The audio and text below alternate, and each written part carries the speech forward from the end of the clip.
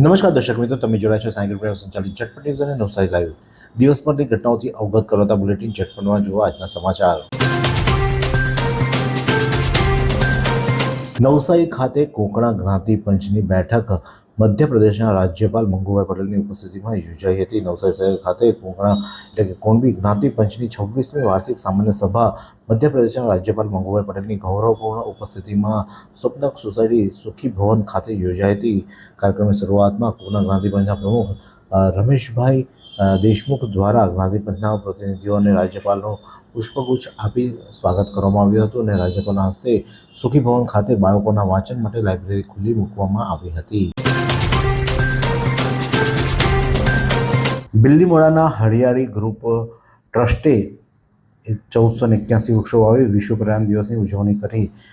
બિલ્લીમોરાના અગ્રણી સામાજિક સંસ્થા હરિયાળી ગ્રુપ ટ્રસ્ટ દ્વારા બિલ્લીમોરા અને આસપાસના વિસ્તારમાં એક જ દિવસમાં 1481 વૃક્ષનું વાવેતર કરી પ્રકૃતિ પ્રત્યેની પ્રતિબદ્ધતા વ્યક્ત કરી વિશ્વ પર્યાવરણ દિવસની ઉજવણી કરી હતી. ટ્રસ્ટ દ્વારા ચીખલી તાલુકાના મજી ગામ ખાતે ગીત વન 7 તૈયાર કરાયું હતું, જ્યાં મિયાવાકી પદ્ધતિથી 1111 વૃક્ષ વાવવામાં આવ્યા હતા. આ પ્રસંગે નરેશ પટેલ કેબિનેટ મંત્રી પણ ખાસ ઉપસ્થિત રહ્યા હતા. વાંસદા તાલુકાના કેડકચ્છ ખાતે કપિરાજનો આતંક નુકસાન કરતા કપિરાજને બાંધે પૂરવા માટે સ્થાનિકોની માંગ. વાંસદા તાલુકાના સરા જંગલ વિસ્તારમાં તાલુકાના કેડકચ્છ ગામે આવી ચડેલા એક તોફાની વાંદરાએ એટલે કે કપિરાજે આ વિસ્તારમાં ભયનું વાતાવરણ ફેલાવ્યું છે. છેલ્લા કેટલાય દિવસથી આ કપિરાજ ગામમાં તોફાન મચાવી રહ્યો છે, જેને લઈને ગ્રામજનોના અને તેમજ નાના વેપારીઓ ભારે મુસીબત ભોગવી રહ્યા છે. કપિરાજના સતત વધી રહેલા ત્રાસને લઈને વન વિભાગ દ્વારા આ કપિરાજને પકડવાની કામગીરી તાત્કાલિક કરે તેવી માંગ ગ્રામજનો દ્વારા કરવામાં આવી રહી છે. બિલ્લીમોરામાં સરકારી જમીન પર મેગા ડિમોલિશન, ઈંટના ભઠ્ઠા અને ગેરકાયદેસર બાંધકામો દૂર કરાયા. બિલ્લીમોરા સિટી સર્વે વિસ્તારના ઠેકાણા નંબર 35 હેઠળ આવતા સિટી સર્વે નંબર 2197 ક્ષેત્રફળ 6027 ચોરસ મીટર અને 2295 ક્ષેત્રફળવાળી જમીન સરકારી માલિકીની છે. આ જમીન પર કેટલીક ખાનગી ઇસમો દ્વારા ગેરકાયદેસર દબાણ કરી કાચા પાકા મકાનો અને ઓરડીઓનું નિર્માણ કરવામાં આવ્યું હતું, તેમજ ઈંટના ભઠ્ઠા જેવી વ્યાવસાયિક પ્રવૃત્તિ પણ ચલાવવામાં આવી હતી. આ ગેરકાયદેસર દબાણ દૂર કરવા માટે કલેક્ટર મનીષ ગુરવી અને ચીખલી પ્રાંત અધિકારી મિતેશ પટેલના માર્ગદર્શન હેઠળ સિટી સુપ્રિન્ટેન્ડન્ટ મામલતદાર ગંદી અને પોલીસ વિભાગ દ્વારા સંયુક્ત ઝુંબેશ હાથ ધરવામાં આવી હતી અને જમીનનો આ નોટિસ આપવામાં આવી હતી. ત્યારબાદ 32 કરોડની સરકારી જમીન દબાણ મુક્ત કરવામાં આવી હતી. શ્રી વીરવાડી હનુમાનજી મંદિર ચેરિટેબલ ટ્રસ્ટ દ્વારા સેવાકીય પ્રવૃત્તિઓનો વિસ્તાર વધ્યો. 100 દીકરીઓ માટે છાત્રાલય અને ગંભીર દર્દીઓ માટે વિનામૂલ્યે રહેવા જમવાની વ્યવસ્થા પણ કરવામાં આવી. શ્રી વીરવાડી હનુમાનજી મંદિર ચેરિટેબલ ટ્રસ્ટ દ્વારા છેલ્લા ઘણા વર્ષોથી સમાજના વંચિત અને જરૂરિયાતમંદ વર્ગો માટે અવિરત સેવા પ્રવૃત્તિઓ ચલાવવામાં આવી રહી છે. સંસ્થા દ્વારા હાથ ધરવામાં આવેલી તાજેતરના નિરીક્ષણ બાદ સમાજ ઉપયોગ કરીને વધુ વેગ આપવા માટે અત્યંત મહત્વપૂર્ણ પ્રોજેક્ટની જાહેરાત કરવામાં આવી છે, જેમાં અનાથ અને એકલવાયા વાલી ધરાવતી દીકરીઓના શિક્ષણ માટે છાત્રાલયની ક્ષમતા વધારવા તેમજ ગંભીર બીમાર લોકોને પીડાતા દર્દીઓ માટે આશ્રય સ્થાન પૂરું પાડવાનો નિર્ણય લેવામાં છે. જે અંતર્ગત અશોક ધોરાજીયાએ આ ટ્રસ્ટમાં 80 દીકરીઓ હાલમાં રહેવા મળવાની સુવિધા છે તેને વધારી અને 100 દીકરીઓ માટે કરવાની, તેમજ જે લોકોને દીકરીઓ જ્યારે હોય તેને લગ્ન પ્રસંગ સુધીની પણ જવાબદારી તેમાં લેવામાં આવતી હોય છે અને કોઈપણ હોસ્પિટલમાં સર્વાઈટર હોય ને તેને જરૂરી રહેવા માટેની વ્યવસ્થા અને જમવાની વ્યવસ્થા પણ ટ્રસ્ટ દ્વારા કરવાની જાહેરાત કરવામાં આવી છે.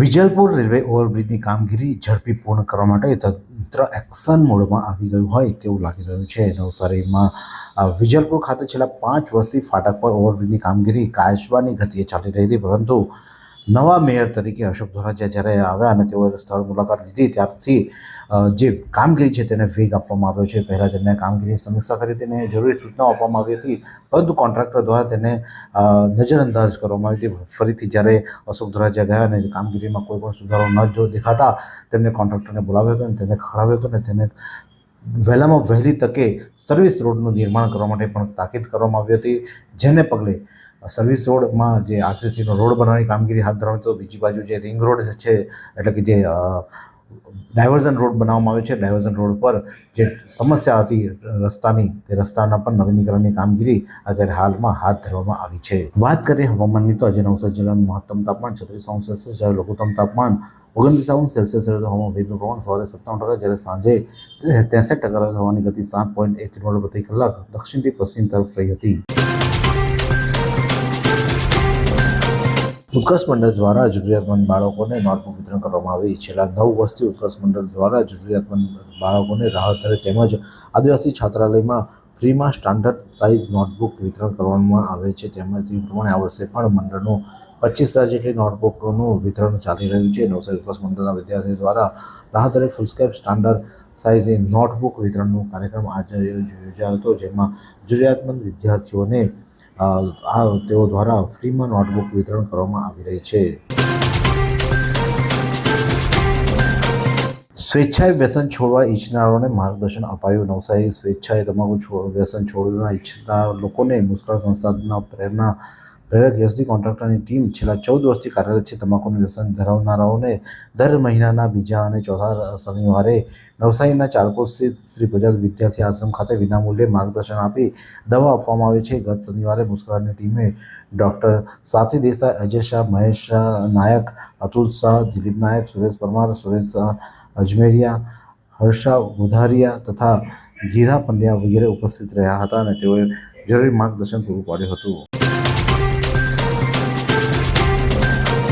ભારતીય જનતા પાર્ટીના વોર્ડ નંબર 3ના પ્રતિનિધિ એવા મુન્નાભાઈ પનારા દ્વારા જનસંપર્ક કાર્યાલયનો પ્રારંભ કરવામાં આવ્યો છે. જનસંપર્ક કાર્યાલય સિવિલ હોસ્પિટલ સામે વંદે માતરમ રોડ શાંતાદેવી ખાતે તેમણે કરાવ્યું છે, જેમાં સીધી રજૂઆત લોકો કરી શકશે અને તમારી સમસ્યા જણાવો અને તેનો ઉકેલ લાવવા માટે અમે પ્રતિબદ્ધ છીએ તેવો સંકલ્પ સાથે મુન્નાભાઈ પનારા દ્વારા જનસંપર્ક કાર્યાલયનો પ્રારંભ કરવામાં આવ્યો છે. એવી કઈ હોસ્પિટલ છે જ્યાં કેન્સર માટે સર્જરીની સેવા હોય, કીમોથેરાપીની સારવાર હોય, રેડિયેશનની સારવાર હોય, પીટી સીટી સ્કેન હોય, કેન્સરની પેથોલોજી હોય, મેમોગ્રાફી હોય, એટલે કે બધું જ. હા, બધી જ સારવાર એક જ હોસ્પિટલમાં હોય. તે છે નવસારી નિરાલી કેન્સર હોસ્પિટલ.